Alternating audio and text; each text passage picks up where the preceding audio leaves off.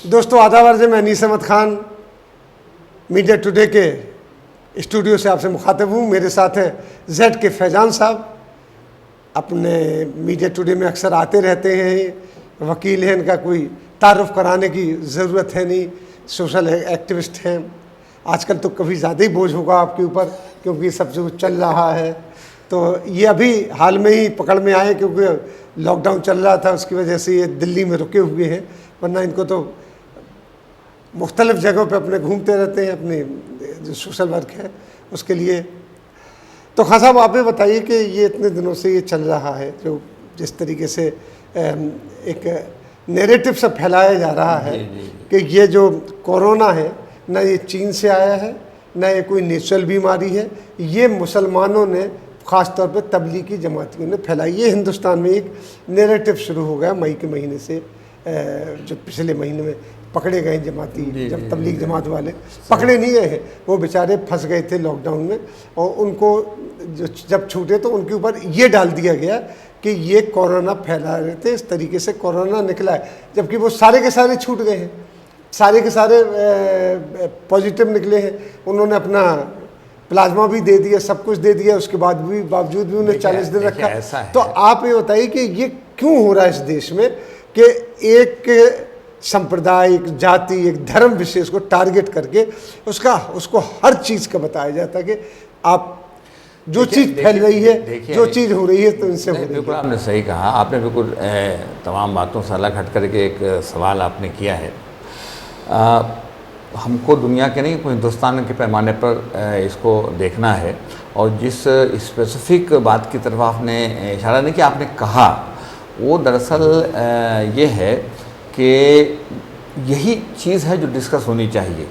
Corona की आड़ में, कोरोना के बहाने जो है सरकार वो सब कुछ कर रही है जो सरकार नहीं कर सकती थी।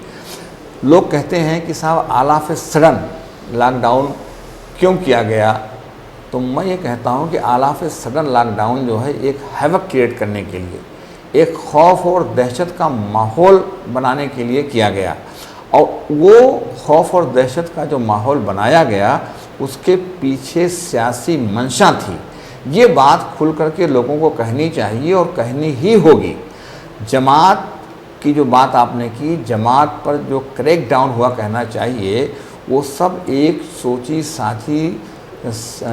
सोची समझी साजिश का हिस्सा है, नतीजा है। जमात का दफ्तर बिल्कुल पुलिस स्टेशन से बिल्कुल मिला हुआ है, दोनों की दीवार पीछे की साइड से मिलती है, वहाँ इज्तिमा होता है, इतनी बड़ी तादाद में लोग वहाँ पर मौजूद हैं।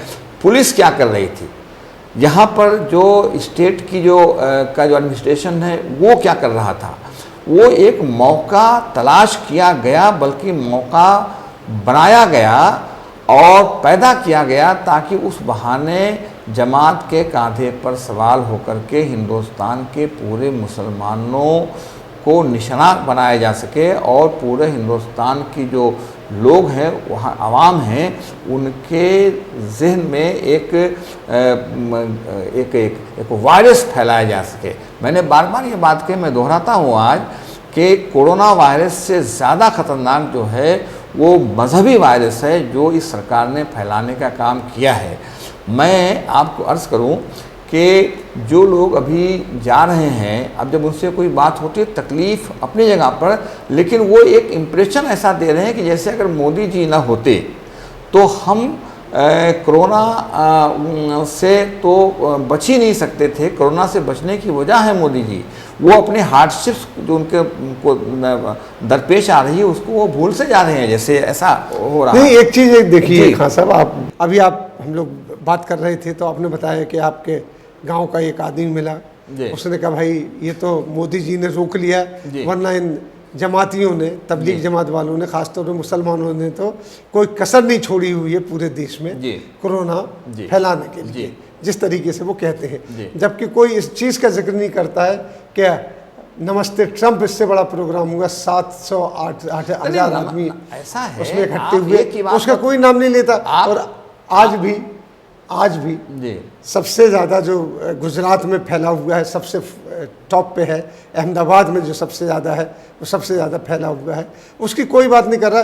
जो तबलीग जमात वाले मुश्किल से जो 4000 कह रहे हैं, लेकिन 350-400 सेंटर में भेजे गए हैं, उनके ऊपर पूरा इल्ज़ाम जड़ दिया। उसके बाद जो पूरी की पूरी मुसलमान कम्युनिटी है उसको कटघरे में खड़ा किया जा रहा है। ऐसा है, आप ये तो कह सकते हैं कि उनकी लापरवाही थी। आप ये कह सकते हैं कि जब उनसे कहा गया था कि यहाँ पर इज्तिमा नहीं होगा दिल्ली में, उसके पूरे हिंदुस्तान में जगह जगह सूबे इस तरह के अलग अलग सूबे इस तरह के अहकाम जारी कर रहे थे। दिल्ली ने भी किया कि भाई 40 आदमी से ज़्यादा इकट्ठा नहीं हो सकते, 20 से ज़्यादा इकट्ठा नहीं हो सकते, तो फिर उनको वहाँ इज्तिमा नहीं करना चाहिए था। उसको लापरवाही तो आप कह सकते हैं। नहीं खान साहब, ये बात है कि वो तो कह रहे हैं कि हमने परमिशन ली है। मैं दूसरी बात कह रहा हूँ, ये कहना कि वो वहाँ पर इसलिए इकट्ठा थे ताकि सब एक दूसरे को कोरोना फैला दें, कोरोना बम बन करके निकले ताकि पूरे मुल्क में वो कोरोना वायरस फैलाया जा सके। यानी वो एक कसदन इस बात को कर रहे थे।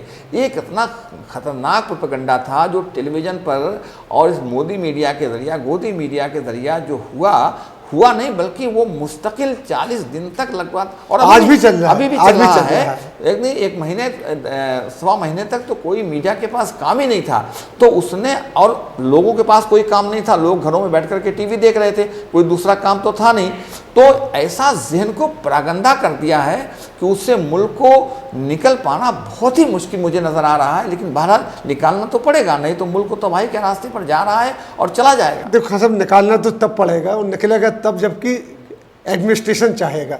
एडमिनिस्ट्रेशन तो उसको फैला रहा है, पूरी तरीके से फैला रहा है। इन बातों के ऊपर मौलाना साद को उन्होंने क्रिमिनल के तरीके से पेश कर रहे हैं आज भी।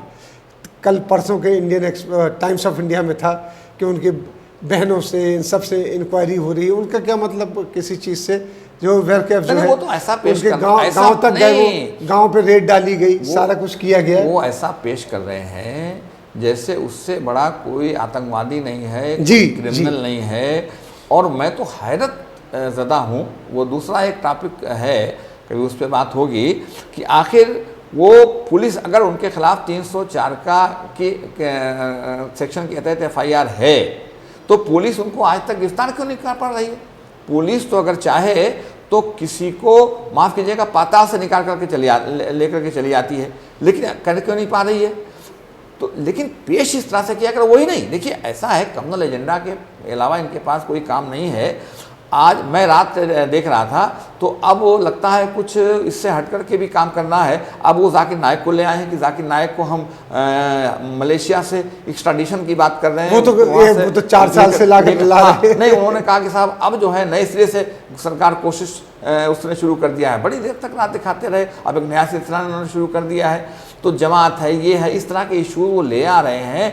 और ये इशू इसलिए ले आ रहे हैं कि लोग जो लॉकडाउन की जो हार्डशिप्स हैं, जो बिना सोचे समझे अनप्लान्ड वे में तोलकी फरमान के ज़रिए लॉकडाउन किया गया, दुनिया में ऐसा कहीं भी नहीं किया गया इस तरीके से, हर जगह वक्त दिया गया, तो उससे लोगों की तवज्जो हटाई जा सके। मैं कभी कभी एक बात कहता हूँ और मैं दोहराना चाहता हूँ कि मैं हैरान और परेशान हूँ इस बात से, और कहना चाहता हूँ कि आप तलाश कीजिए कि इसका असल जिम्मेदार कौन है। और जब आप देखेंगे और जायज़ा लेंगे, तज्जिया करेंगे, तो पता चलेगा कि जिसने इस लॉकडाउन का ऐलान किया और वक्त नहीं दिया, 3 घंटे, साढ़े 3 घंटे का टाइम आपने दिया, पूरे मुल्क को आपने कहा, एक जुमले में कह दिया कि हाल्ट, तो सारी परेशानियों की जड़ तो वहीं से शुरू हुई ना। ये लाखों मजदूरों का एक तरह से पलायन, लोगों का जाना, जो लोग मर रहे हैं रास्ते में, कहीं ट्रेन से कट करके, कहीं पैदल चल रहे हैं, किस तरीके से, वो सब दोहराने की बात नहीं है। अभी रात जो है औरैया के पास जो वाक़या पेश आया है, आज तमाम उसकी रिपोर्टिंग है। जिस तरीके से वहाँ रोटियाँ बिखरी पड़ी थी रेलवे ट्रैक के ऊपर, आज देखिए वहाँ रोटियाँ बिखरी पड़ी हैं। ये हो क्या रहा है मुल्क में? तो असल जिम्मेदार नहीं। उसके बाद ये देखिए खान साहब के जो हमारे प्रधानमंत्री हैं, उनके कान पे जूं तक नहीं रेंग रही। एक चीज़ इस बारे में नहीं कही है कि ये गलत कर रहे हैं, और कान पे जूं इसलिए नहीं रेंग रही है कि कोई आदमी उनकी तरफ उंगली नहीं उठा रहा है। उनसे सवाल किया जाना चाहिए। उनसे मैं इसलिए कह रहा हूँ कि प्राइम मिनिस्टर, मैं गवर्नमेंट लफ्ज़ इस्तेमाल नहीं करते, I always say prime minister, क्योंकि हिंदुस्तान में प्राइम मिनिस्टर आज की तारीख में सब कुछ है। वन मैन शो है, ऑटोक्रेसी है यहाँ हिंदुस्तान के अंदर, मोनोक्रेसी है हिंदुस्तान के अंदर। जो मोदी जी कहें वही सही है, और सही नहीं है वही सब कुछ है। तो इसलिए एक आदमी को ही मैं जिम्मेदार ठहराने की बात करता हूं, और लोग उनकी तरफ फिंगर पॉइंट आउट कर ही नहीं रहे, उंगली उठा ही नहीं रहे। लोग उनको मुर्दे इल्ज़ाम ठहराए तो सही कि तमाम प्राइम मिनिस्टर की अनप्लान्ड जो उनका जो लॉकडाउन था अनप्लान्ड, उसकी वजह से हुआ, ऑल ऑफ सडन लॉकडाउन की वजह से तमाम मसाइल दरपेश आए। कमाल तो बेसिकली खान साहब मैं आपसे कमाल तो ये है कि अभी जो उन्होंने 12 तारीख को पिछले दिनों जो उन्होंने आधे घंटे की तकरीर फरमाई लंबी चौड़ी, उसके अंदर ये मजदूरों का के लिए एक लफ्ज़ उन्होंने इस्तेमाल नहीं किया हमदर्दी का। ये कमाल की बात है भाई, हद हो गई। मजदूरों के लिए नहीं किया, जो कम्युनल फ्लेयर अप हो रहा है इसकी वजह से तो मैं मानता हूं कि उनकी स्ट्रेटजी का हिस्सा है, उनके अप्रोच का हिस्सा हाँ, है। ये कहिए ना कि तो अप्रोच का हिस्सा है, उनके एजेंडे का हिस्सा नहीं, मैं तो कहता रहा हूं उनके एजेंडे का हिस्सा है, उनके अप्रोच का हिस्सा है, उनकी स्ट्रेटजी का हिस्सा है। तो कमनों की बात तो नहीं करेंगे, समझे आपने। बीच में कुछ इंटरनेशनल पैमाने में बहुत सारी बातें उठ चुक गई थी, तो शायद उसके पेश नज़र इन्होंने कुछ रमज़ान में दुआ कीजिए और ईद में दुआ कीजिए और ऐसा कीजिए कि इससे पहले ये सब ख़त्म हो जाए, पता नहीं कहाँ से इस तरह के जुमले इन्होंने कहे थे। लेकिन ये सब ये स्ट्रेटजी का हिस्सा है, मजदूर उनकी स्ट्रेटजी का हिस्सा नहीं है। मजदूर को उन्होंने 500-500 रुपये दे दिए, वो समझते हैं कि मजदूर घर जाने के बाद जो है वो वहाँ पर खुश हो जाएंगे। किसी को सिलेंडर उन्होंने दे दिया, अब कुछ वहाँ 5-5, 10-10 किलो की वो किट्स देंगे, क्या करेंगे, यही सबसे मजदूरों को खुश करने की बात वो करते हैं। लेकिन खान साहब एक बात बताइए कि ये जो फैला रहे हैं, इसमें देखिए आरएसएस का बहुत बड़ा हाथ है इसको फैलाने में जी, आगे बढ़ाने में। गोदी मीडिया तो है ही हाथ जी, क्योंकि 24 घंटे एक ज़माना ये था, वो आज भी है। अभी 3 दिन पहले जो आज तक चैनल है उस पर आ रहा था कि मौलाना साद ऐसा करता है, ऐसा करता है। देखिए तो नहीं, आप इसके ऊपर एक पर्टिकुलर, जबकि वो लोग बरी हो चुके हैं, वो लोग अपने अपने घरों को भी जा चुके हैं, कोई उनके ऊपर इल्ज़ाम नहीं है। उससे बाद भी देखिए कि आप नादेड़ साहब में जो श्रद्धालु सिख श्रद्धालु फंस गए थे बेचारे, क्या बात तो, करते हैं इनको तो कहते फंसे हुए, इनको कहते छुपे हुए। अभी परसों या नरसों कानपुर में जो एक बाबा का इंतकाल हुआ था, देहांत हो गया था, तो उसकी जो उसका जो अंतिम संस्कार था उसमें हज़ारों की भीड़ उमड़ी और लोग एक दूसरे पर चढ़े जा रहे थे। रोज़ाना इस तरह के तमाशे हो रहे हैं। कर्नाटक में एक रथ यात्रा थी, उसमें हज़ारों लोग उमड़ करके सामने आ गए। अभी धार में जैन मुनि आए थे। हर तरह का काम हो रहा है, मगर उसमें ले दे करके जमात को बदनाम करना, जमात के कंधे पर सवार होकर के एक कम्युनिटी को बदनाम करना उनकी स्ट्रेटजी का एक हिस्सा है और उन्होंने किया। और ये lockdown, all of sudden lockdown जो है करने के पीछे सियासत कार फरमा थी। आज वो ये भक्ते कहते हैं कि राहुल गांधी सियासत कर रहे हैं, मीडिया कहता है राहुल गांधी सियासत कर रहे हैं, या कोई भी बोलता है तो कहते हैं, ममता बोलती है तो कहते हैं। नहीं, आप ये मानते खान साहब कि जो, लेकिन मैं ये मानता हूं कि ये जितना लॉकडाउन था और sudden lockdown, that was a part of strategy. नहीं, आप ये बताइए, वो हम लॉकडाउन की बात नहीं करता हूं, तो उसमें तो ये कह देंगे वो कि हमने इस तरीके से कोरोना को रोका है। लेकिन जो एक धर्म विशेष के लिए, जात विशेष के लिए, और बाकायदा ये कह के कि ये तबलीग जमात वाले हैं और चैनल पे उनको तबलीग को तालिबान कहा जा रहा है, इन सब पे क्या इन्होंने नहीं रोका? क्योंकि एक बहुत बड़ी तालिबान कहा जा रहा है। इसका इंडोनेशिया ने लिया, सऊदी अरब ने लिया।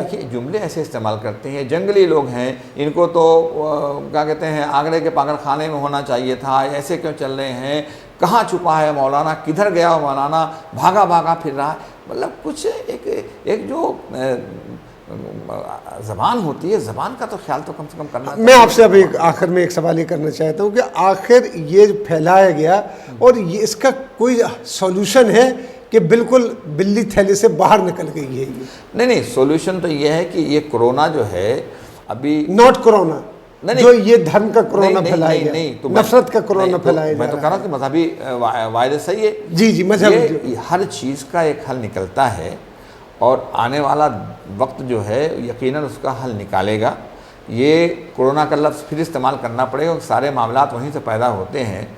ये जो कोरोना के ताल्लुक़ से जो सरकार ने नासमझी की वजह से ये सब कुछ किया है और जो मुल्क की मईशत ख़राब हुई है, जो मुल्क के करोड़ों अवाम जो हैं बेरोज़गार हुए हैं, यही सब चीज़ें इनको ले डूबेंगी और लोगों को इस बात का एहसास होगा कि मजहबी मुनाफरत से मुल्क चलने वाला नहीं है, ऐसा लोग रियलाइज़ करेंगे और काम इस पर होगा। यकीनन आने वाले दिनों में ऐसा होगा, लेकिन आज की सूरत हाल बहुत ख़राब है, इसमें कोई। चलिए, बहुत बहुत शुक्रिया जेड के फैज़ान साहब, आपने अपना वक्त दिया और बताया कि ये जो मजहबी वायरस फैलाया जा रहा है इसका हल तो निकलेगा, लेकिन अभी हल नहीं निकल सकता क्योंकि फैलाया जा रहा है। इसमें ज़्यादातर जिम्मेदारी मीडिया की है और मीडिया के साथ साथ थोड़ी सरकार की भी है कि सरकार इस पर सख्ती से कोई कदम नहीं उठा रही है, जबकि इसका आउटकम आ रहा है।